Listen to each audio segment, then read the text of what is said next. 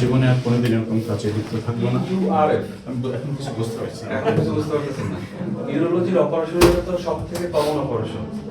TURF এটা ফুল মিনিংটা বলেন। আমি কিছু বুঝতে পারছি না। আচ্ছা আচ্ছা, এর থেকে সহজ প্রশ্ন করি, হেমাচুরিয়া কি জিনিস বলেন? আমি কিছু বুঝতে পারছি না। আপনার প্রকৃত নাম কি? আপনি কি নামে এখানে প্র্যাকটিস করতেন? আমার নাম ফিরোজ আহমেদ। ফিরোজ আহমেদ। জি। ঠিকানা কোথায় আপনার? স্বরূপকাঠি। আমিরুল ইসলাম স্যারের নাম জি। করে আপনি প্র্যাকটিস করতেন। জি। এবং আপনি সার্জারি করতেন। জি। সার্জারি খুব ঝুঁকিপূর্ণ মেডিকেল সায়েন্সের ভিতরে। না, আমি কি আপনি ব্যক্তি, এই ব্যক্তি কি আপনি?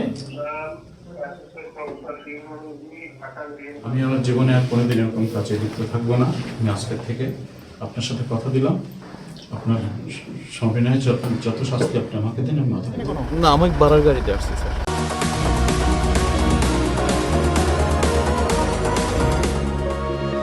আপনার গাড়ি না কোনো? না। এই গাড়ি আপনার না?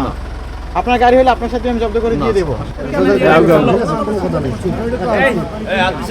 আসলে ওনার যে কাগজপত্রগুলো দেখলাম এখানে আসলে মানে আমিরুল স্যারের সাথে ওনার আলটিমেটলি 100% কোনো মানে সংযোগই নাই, টোটালি ফ্রড। উপজেলা প্রশাসন এবং উপজেলা স্বাস্থ্য বিভাগ যৌথভাবে আমরা নিয়মিত অভিযান এবং মনিটরিং করছি।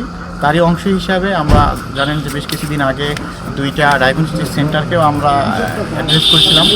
আজকে এখানে এই নূর মোহাম্মদ মুন্সি হসপিটাল, সেখানে একজন ভুয়া ডাক্তারকে আটক করি এবং উনি স্বীকার করেছেন যে ফিরোজ আহমেদ, কিন্তু উনি ডাক্তার মোহাম্মদ আমিরুল ইসলাম নামে উনি এখানে প্র্যাকটিস করতেন।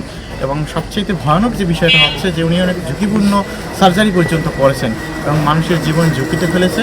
তো ওনাকে আমরা আটক করে ওনার উপযুক্ত শাস্তির জন্য আমরা নিয়মিত আদালতে প্রেরণ করব।